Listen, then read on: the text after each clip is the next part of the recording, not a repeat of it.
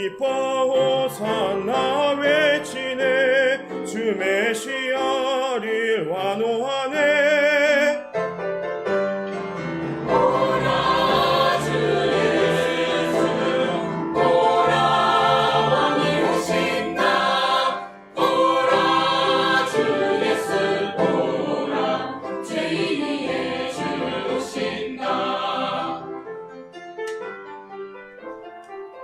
보라 내 왕이 오신다.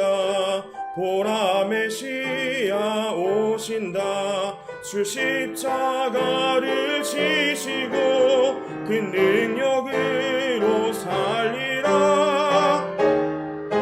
보라 내 왕이 오신다. 주를 구원하신다.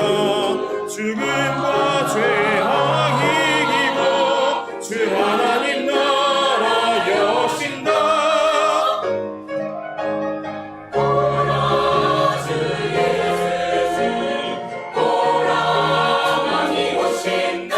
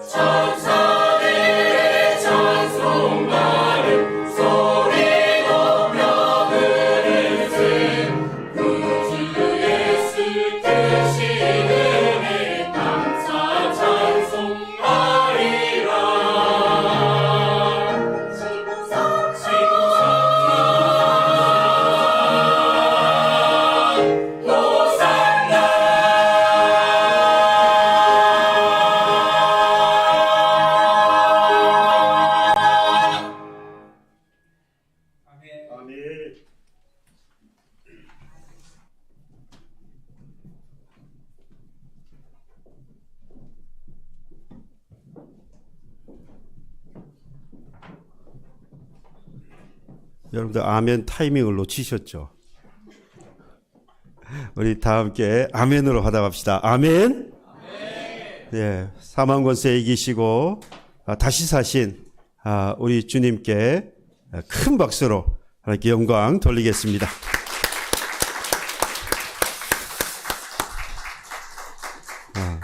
지난 한 달여 동안 한탄타를 준비해 주신 우리 할렐루야 성가대 지휘자님과 반주자님, 그리고 우리 대원 여러분들에게 우리 교우들을 대신해서 깊은 감사의 말씀을 드립니다. 우리 교회처럼 이렇게 열심히 찬양을 준비하고 또 잘 하나님께 영광을 돌리는 교회가 그렇게 많지 않습니다. 포기하는 교회가 많더라고요.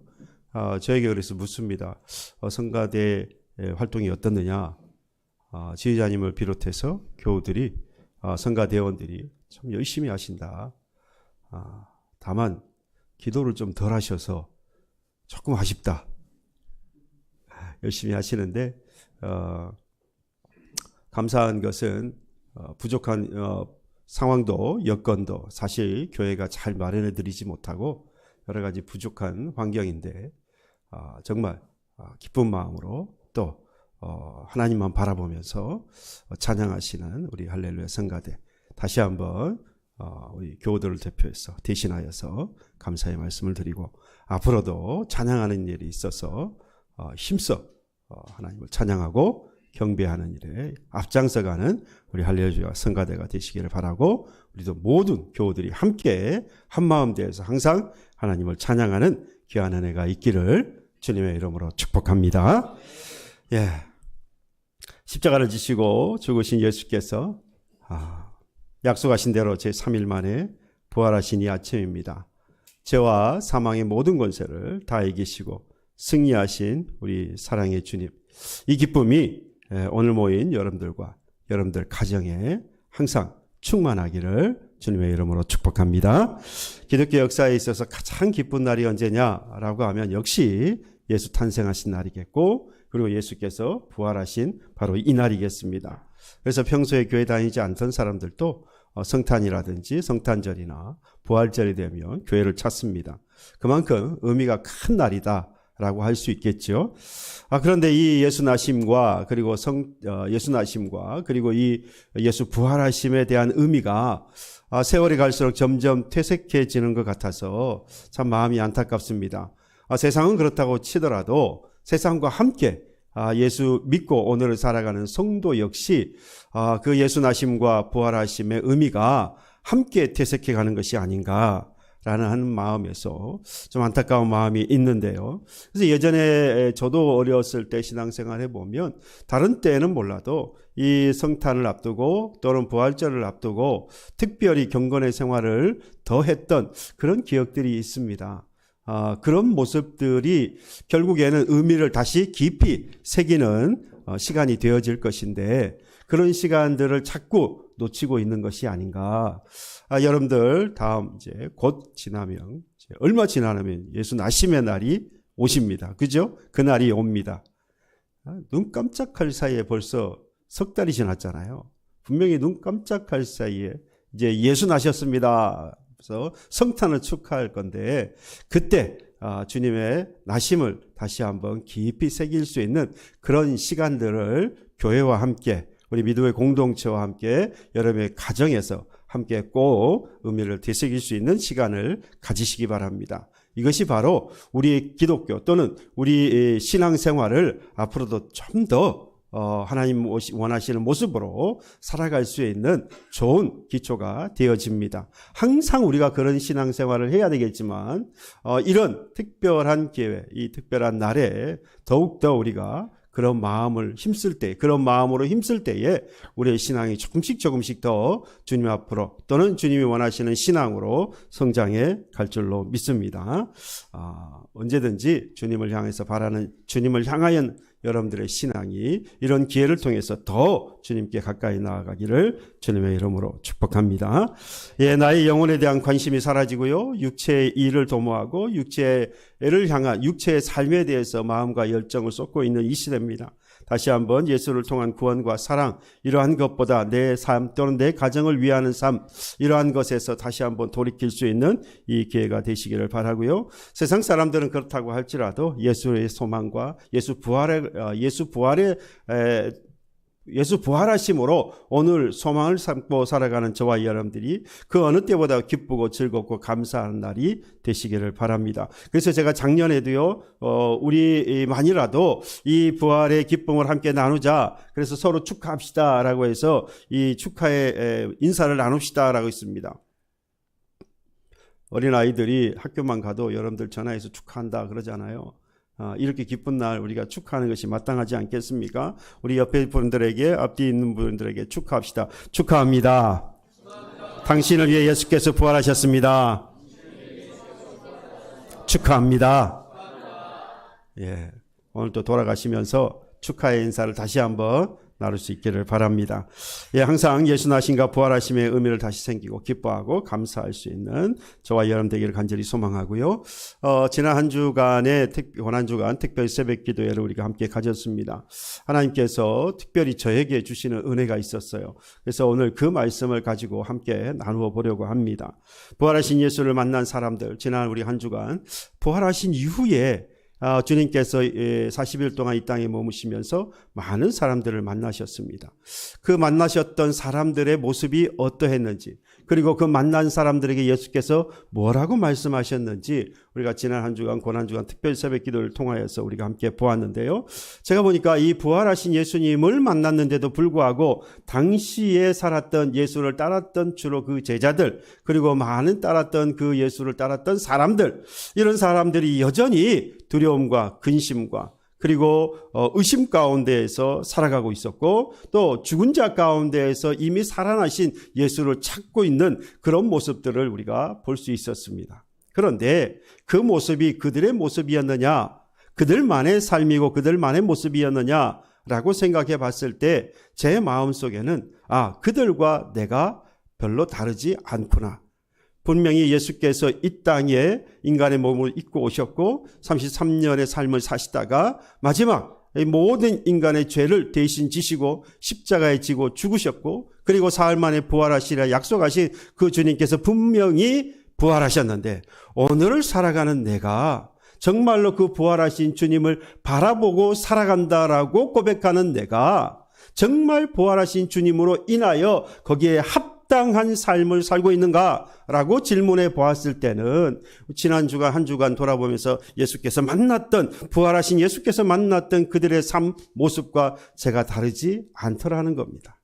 여전히 근심하고 두려워하고 의심하고 죽은 자 가운데서 사신 예수를 찾고 있는 어리석은 그런 신앙의 모습을 발견할 수 있었다는 겁니다. 그래서 하나님 앞에 회개했어요. 분명히 우리 주님께서는 다시 사셨는데, 그리고 다시 하신 예수께서 분명히 더 이상 그 예수로 인하여서 이 세상 살아가는 동안에 근심, 걱정, 두려움 이런 것들로부터 벗어나게 해주셨는데 여전히 다시 그 속으로 들어가는 나의 모습을 보면서 하나님 앞에 회개할 수밖에 없었습니다. 그 가운데에서도 오늘 본문에 나오는 이 베드로의 모습이 가장 제가 이 닮았던 모습이 아닌가라는 생각을 하게 되었습니다. 이미 고난주간에 함께 말씀을 나누고 기도하셨던 분들은 들었던 말씀이기도 합니다만은 걱정 마세요. 거기서 그칠 건 아니니까. 베드로의 모습이 저의 모습처럼 느껴졌던 이유가 있습니다. 베드로는 사실 가타부타 말이 많은 사람이에요.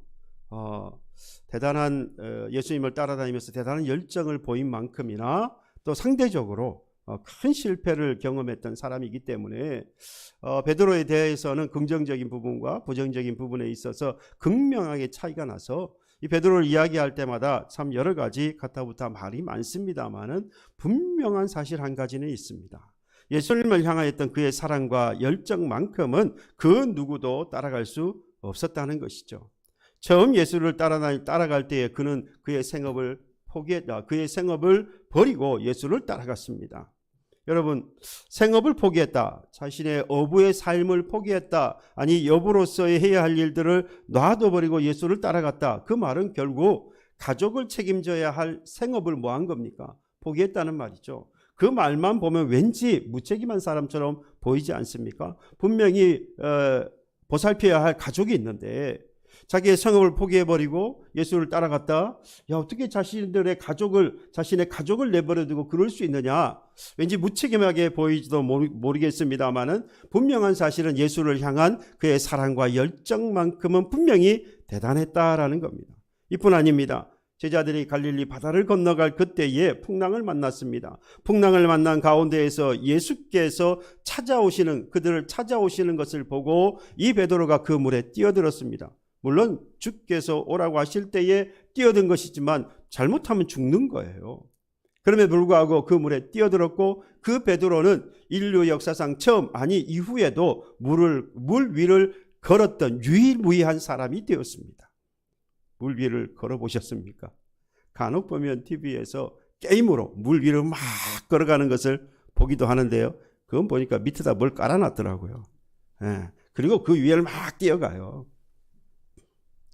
유일무이합니다. 물 위를 걸어갔던 사람은 우리 예수를 제외하고 이 땅에 물 위를 걸어갔던 사람은 바로 이 베드로 한 사람입니다. 자신의 삶을 통해서 예수님을 얼마나 사랑했는가, 얼마나 열정적으로 따랐는가를 보여준 사람은 바로 이 베드로다 이 말입니다. 그래서 그는 예수께서 오늘 밤에 너희가 나를 다 버리리라 라고 말씀했을 때도 단호하게 베드로는 말하지요. 모두 다 버릴지라도 나는 결코 주님을 버리지 아니하겠다라고 단호하게 고백할 수 있었습니다.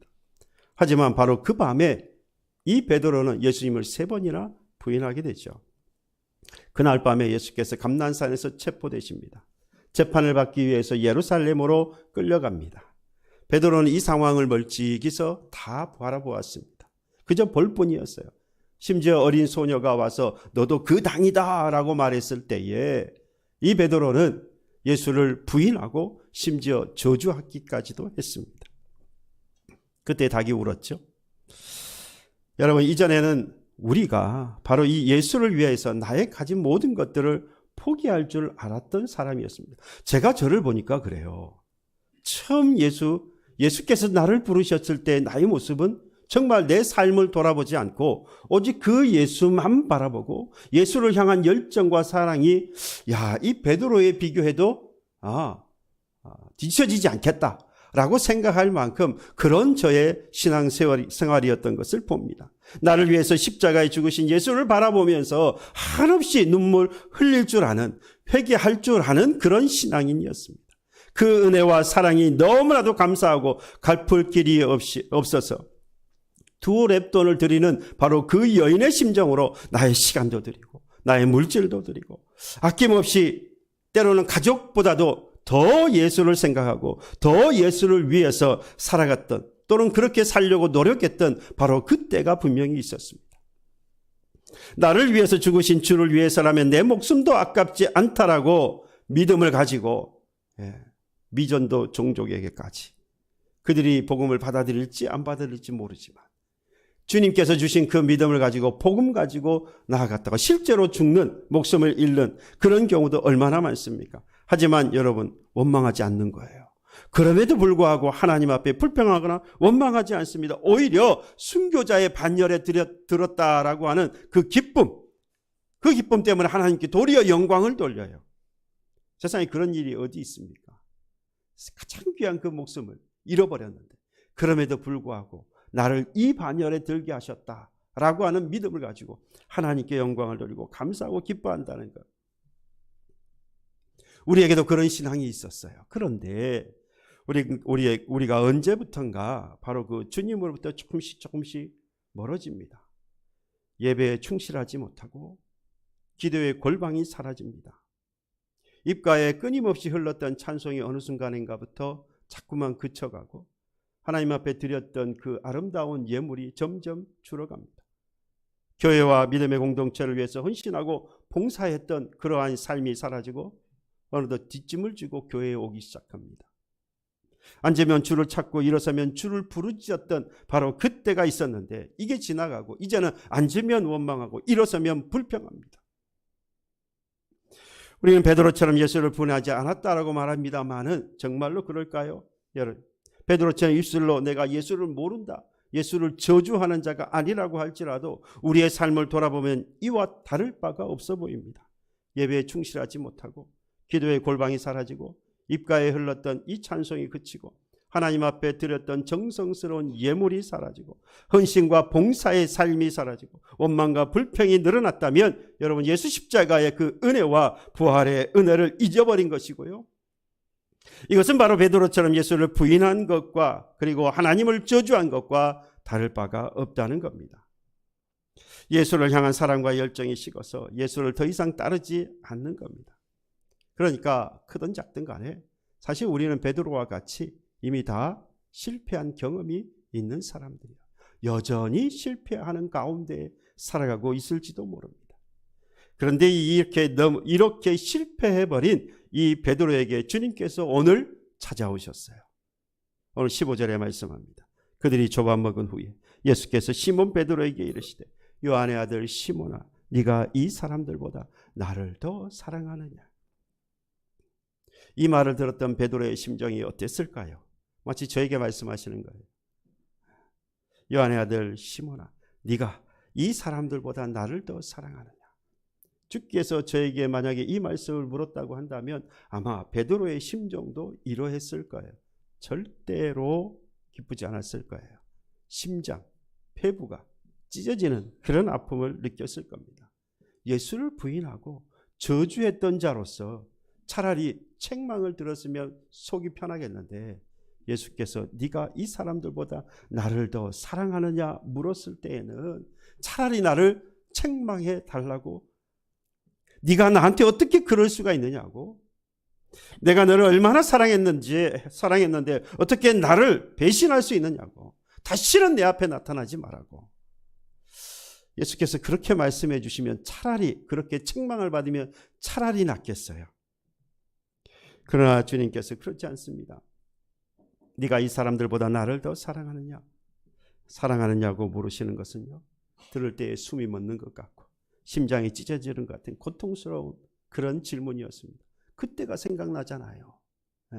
내가 예수를 부인하고 저주했던 그날이 생각나잖아요. 지금 이 사랑에서 사랑을 말한다는 것은 베드로에게서는 감당할 수 없는 일이었습니다. 예수께서 그 베드로의 마음을 모르시는 것이 아니잖아요. 너무 잘 아시는 예수님입니다. 그래서 여러분 하신 말씀이 있어요. 예수께서 이 베드로를 부르실 때에 이때는 베드로라고 부르지 않고 요한의 아들 시몬이라고 부릅니다. 요한의 아들 시몬아, 네가 나를 이 사람들보다 더 사랑하느냐라고 묻습니다. 요한복음 1장에 보면요, 이 베드로가 그의 형제 안드레에 의해서 예수님께 오게 됩니다. 그러니까 안드레가 그의 형 베드로를 데리고 예수님에게 소개하는 장면이 나와요. 그때에 예수께서 이 베드로를 보시고, 당신은 베드로가 아니죠, 요한의 아들 시몬인 거예요. 시몬이었어요. 그래서 주께서 말씀합니다. 그 베드로에게요, 네가 요한의 아들 시몬이니 장차 게바라 하리라. 여기서 게바는 번역하면 베드로라라고 있습니다. 그래서 베드로 곧 게바, 이 말은요 우리말로 하면 반석이에요. 반석. 예수께서 먼저 시몬을 게바 곧 베드로라고 부르셨어요. 반석이라고 부르셨어요. 마태복음 16장에 보면요 똑같은 그런 말씀, 유사한 말씀이 나옵니다. 가이사랴 빌립보에 도착했을 때에 많은 사람들이 이 예수를 보고, 한 사람은 세례 요한, 어떤 사람은 엘리야, 어떤 사람은 예레미야, 또는 여러 선지자 중에 한 사람이다, 뭐 이런 이야기를 하는 거예요. 그때 예수께서 그러면 너희는 나를 누구라고 하느냐? 예수께서 물으셨을 때에 베드로가 고백하지요. 주는 그리스도시요 살아계신 하나님의 아들이십니다. 완벽한 신앙 고백이에요. 예수에 대하여서 완벽한 신앙 고백은 바로 주는 그리스도, 구세주, 메시아다 이 말이에요.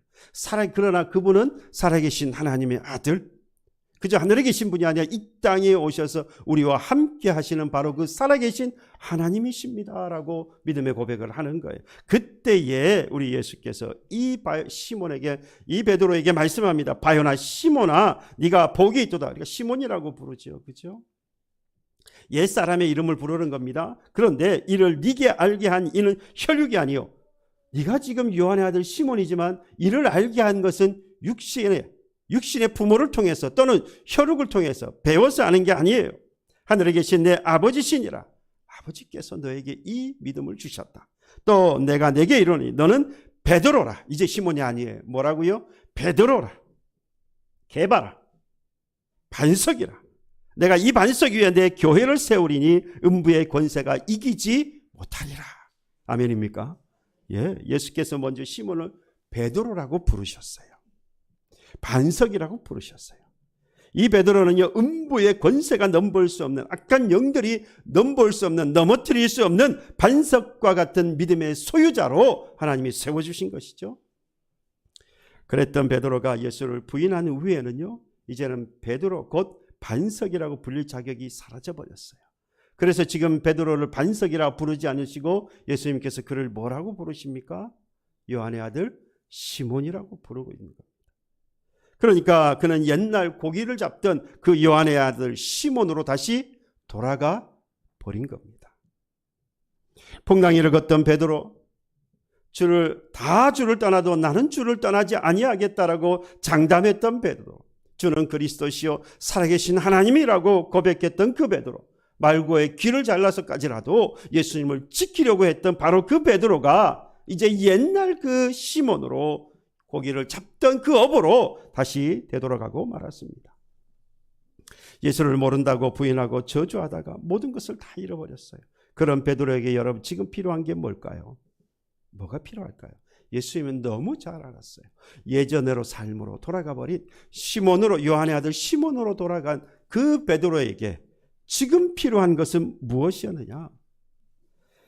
모든 것을 다 잃어버리고 실패해버린 이 베드로에게 여전히 그래도 남아있는 예수님을 향한 이전의 열정과 그의 사랑, 이걸 뭐 하는 거였겠습니까? 잃어버린 줄 알았으나 여전한 그의 마음속에 남아있는 바로 그 예수님을 향한 사랑과 열정, 주님은 그걸 보고 계셨거든요. 그래서 네가 이 다른 사람들보다 나를 더 사랑하느냐? 라고 하시면서 그의 마음속에 있는 하나님을 향한, 예수님을 향한 열정과 사랑을 다시 끄집어 내시는 거였습니다. 자신의 생업을 버리고 예수를 따랐던 그때의 열정과 사랑을 회복하는 것이었어요. 예수이신 줄 알고 물 위를 걸어갔던 바로 그 예수를 향한 바로 그 사랑과 열정을 되살리는 겁니다. 주는 그리스도시요 살아계신 하나님의 아들이라고 고백했던 바로 그 예수를 향한 사랑이 회복되는 것이었죠. 비록 그가 예수를 3번이나 부인하고 요한의 아들 시몬이 되고 말았습니다마는 그의 마음속에 여전히 있었던 예수를 향한 그의 열정과 그의 사랑, 이것이 여전히 남아있던 것을 예수께서 아셨고 보셨고 그의 마음을 흔들어 놓으시는 겁니다. 그래서 예수께서 요한의 아들 시몬아, 네가 이 사람들보다 나를 더 사랑하느냐 물으셨을 때에 실패하고 깨어져 버렸던, 그래서 내가 다 잃어버린 줄 알았던 예수를 향한 사랑과 열정이 다시 솟아나는 것을 이 베드로는 느끼게 된 겁니다. 한 번도 아니에요, 2번도 아니에요, 3번이나 예수께서 계속해서 요한의 아들 시몬아 네가 나를 사랑하느냐 물으셨을 때는 베드로는 점점 더 확신에 차게 됐을 겁니다. 예수를 향한 이전의 나의 이 열정과 그 사랑이 다시 솟아나고 이것이 확고해지는 것을 느꼈을 거예요. 3번에 이르렀을 때, 3번째 이르렀을 때 본문에서는요, 예수께서 네가 나를 이 사람들보다 더 사랑하느냐 물었을 때에 이 베드로가 그 마음에 근심했다라고 있습니다. 근심은 여기서 괴로워한다라는 말이에요. 예수께서 이 베드로의 실패로 인해서 그의 입은 상처를 예수님께서 뭐 하시느냐, 당장에 싸매주시는 게 아니에요. 오히려 뭐 하시는 것 같습니까? 괴롭혔다 이 말이에요. 더 긁는 것 같아요. 상처는 자꾸 싸매줘야 되는데 예수께서 그 상처를 싸매주시는 게 아니라 자꾸만 더 건드는 것 같습니다. 여러분, 그건 건드는 게 아니었어요. 예수께서 시몬이 되어버린 베드로에게 다시 넘어진 바로 그 쓰러져버린 그 자리에서 다시 세워주시려고 하시는 예수님의 그 말씀이 바로 네가 나를 더 사랑하느냐라고 하는 것입니다. 그래서 3차례 질문을 마치셨던 그 예수께서 19절에 비로소 이 말씀을 하세요. 읽지는 않았습니다만은 제가 이 말씀을 읽어드릴게요. 오늘의 포인트는요, 바로 여기에 있습니다. 이 말씀을 하심은 뭐라고 했어요? 이 말씀을 하심은 베드로가 어떠한 죽음으로 하나님께 영광을 돌릴 것을 가리키심이더라. 이 말씀을 하시고 베드로에게 이르시되 나를 따르라. 뭐 하라고요? 나를 따르라. 예수님께서 베드로에게 네가 나를 이 사람들보다 더 사랑하느냐 3번에 걸쳐서 계속해서 말씀하셨던 이유, 이전에 네가 나를 향하여 가졌던 그 열정과 그 사랑 여전히 네 안에 있으니 더 이상 뭐 하지 말고요? 실망하지 말고 좌절하지 말고 낙심하지 말고 이제 뭐 하라고 말씀합니까? 나를 따르라 라고 말씀합니다. 여러분, 우리가 지금 비록 부활하신 예수님을 믿는다 하지만 지금 베드로와 같이 요한의 아들 시몬으로 돌아가 버려서 예수를 향하였던 열정도 사랑도 잃어버린 것 같은, 다 사라져버린 것 같은 지금의 삶, 제가 그런 것 같았어요. 그런데 그 예수님께서는 제 마음 깊숙한 곳에 있었던 예전에 하나님께서 나를 부르셔서 나로 하여금 그 하나님을 향하여 살아가게 하셨던 그 열정과 사랑이 사라지지 아니하고 내 안에 있었던 것을, 제 안에 있었던 것을 다시 불러일으키셔서 주님께서 뭐라고 말씀하시느냐? 이제 나를 따르라 라고 말씀합니다. 부활하신 주님을 따라가는 저와 여러분 되기를 간절히 소망합니다. 예수께서 그래서 계속해서 이 3번에 걸쳐서 마지막에 뭐라고 말합니까? 내 양을 먹이라, 내 양을 치라, 내 양을 먹이라 말씀합니다. 네 양을 먹이라라는 것, 내가 네게 맡겨주신 그 양을 먹이라, 치라라고 말씀하신 것은 곧 주님을 뭐하라는 말씀입니까? 내가 그들을 뭐한 것처럼요? 치고 먹인 것처럼 너도 나를 따르라라는 말씀이죠. 우리 주님은, 부활하신 우리 주님은 베드로가 다시 주님을 따르기를 간절히 소망하셨습니다. 그래서 그가 실패한 자리에서 그가 따랐던 그에게 있었던 사랑과 열정을 다시 불러 일으킨 것이죠. 여러분, 우리는 죄인이기 때문에요, 스스로 그 죄 가운데 일어날 수 없습니다. 죄는 우리를 사망의 구렁텅이로 끊임없이 몰아넣습니다. 그러니 그 깊은 곳에서 우리는 스스로 올라올 수 없어요. 스스로 설 수 없습니다. 그런데 주님은 여전히 우리의 마음에 있는 하나님의 사랑을 끊임없이 들여다보시고, 그리고 이 땅에 오셨고, 그리고 부활하심으로 그 모든 것에서 자유하시도록 주님께서 은혜를 베풀어 주셨어요. 우리로 하여금 뭘 깨닫게 하십니까? 하나님을 향하였던 사랑과 열정을 다시 깨닫게 해 주고 계십니다. 부활의 아침을 맞는 저와 여러분들, 이전에 베푸셨던 그 하나님의 사랑과 열정이 다시 솟아나기를 주님의 이름으로 축복합니다. 그 은혜를 따라가다 보면 주님께서 분명히 말씀하십니다. 뭐라고 말씀합니까? 나를 따르라. Follow me입니다. 그런데 여러분, 저는 이 주님의 우리를 향해서 따르라 라고 하셨던 이 말씀이 한 발 더 나아가서 주님과 함께 하라는 그런 말씀으로 오늘 저에게 하나님은 말씀하셨습니다. Follow me가 아니라 with me인 거예요. 나와 함께 가자.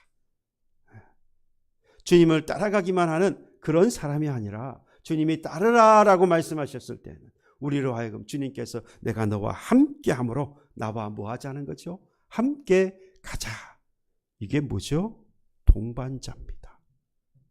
주님은 사랑이시고요, 사랑이 되시는 그 주님께서 우리 안에 있었던 그 하나님을 향한 열정과 사랑을 다시 불러일으키셔서 오늘 그 사랑의 주님과 함께 가자라고 주님이 우리를 부르고 계시는 겁니다. 사랑의 배신자가 되지 마시고 사랑의 동반자가 되시기를 바랍니다. 주님을 멀찍이 바라봤던 베드로와 같이 멀찍이 바라보다가 예수를 부인하고 저주하는 자가 아니라 가장 가까이에서 예수를 따라가고, 아니 그 예수와 함께 나아가는 사랑의 동반자가 되시기를 바랍니다. 그 주님께서 이 땅에 계실 때 무엇을 하셨습니까? 우리가 그걸 잘 보고요, 그 주님과 우리가 함께 가야 해요. 베드로에게 내 양을 먹이라, 내 양을 치라 그러니까 목사만 그런 거 하면 되는가 보다. 여러분, 그거 아니에요. 주님께서 오늘 우리에게 나를 따르라라고 말씀할 때, 하나님이 나와 함께 하신다 말씀하시면서 나와 함께 가자라고 말씀하실 때에 주님께서 하셨던, 그리고 우리에게 따르라고 하시는 그 내용이 뭐겠습니까? 우리 주님께서는 이 땅에 계실 때에 가난한 자를 위로하셨고요, 병든 자를 치유하셨습니다. 어려움과 환난 가운데 있는 자들에게 하나님의 말씀으로 그들을 위로하여 주셨습니다. 우리 주님은 그 일을 하셨어요. 고아와 과부를 버려두지 않았고요. 세리와 죄인들과 함께 하셨습니다. 그들을 사랑하셨습니다. 약하고 병든 자를 사랑하시고 그들을 치유하는 일에 최선을 다하셨습니다. 그런데 우리는 안 해요. 이게 뭐지요? 사랑의 배신자예요. 그러나 우리가 그 주님이 가셨던 그 길을 함께 간다면 우리는 이제 그 사랑의 동반자가 될 것입니다. 여러분, 부활의 아침을 맞는 우리들 예수님 홀로 가도록 두지 맙시다. 예수님께서 홀로 십자가에 죽도록 우리 버려두지 맙시다. 예수께서 우리로 하여금 같이 가자라고 말씀하시고 나를 따르라 나와 함께 가자라고 말씀하시는 그 주님의 음성을 듣고 주님 가십시오라고 드린 것이 아니라 주님 내가 주님을 따라 가겠습니다라고 고백하면서 주님과 함께 가는 자의 삶을, 그래서 부활의 영광에 저와 여러분들이 동참하게 되어지는 귀한 은혜가 있기를, 그런 저와 여러분들 가정이 되기를 주님의 이름으로 축복합니다. 찬양합시다. 찬송가 165장입니다.